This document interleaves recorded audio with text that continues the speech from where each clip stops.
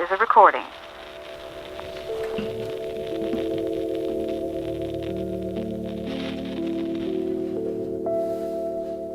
Something that I would say to artists would be, you know how they say, like, write what you know. I think it's like, whatever you're doing in your studio, paint what you love, because it's never going to be interesting or worth going to the studio to do. It's just, you have to have a lot of problems that you want to deliberately solve every day, or you're not going to be in your workspace working.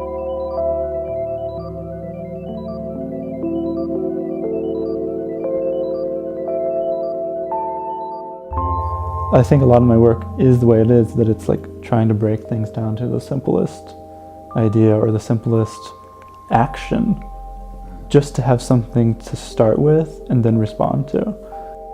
I think about being deliberate within my work.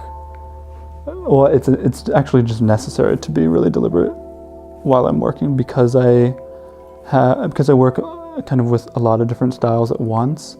It's really important for me to speak a lot of different languages as an artist. So I have like pretty photorealist style paintings, and I have really kind of completely abstract, very geometric stuff. And then there's works that those languages, those styles are kind of coming in to contact with one another. And I think having that spectrum is really important to me, just to speak to like a wider audience. The experience was challenging. I mean, I moved there when I was 24, and you know, you work for an artist, you know, showing in New York City.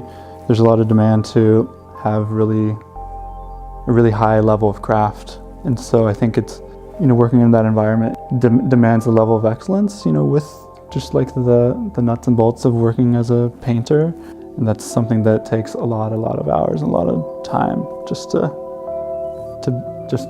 grow slowly.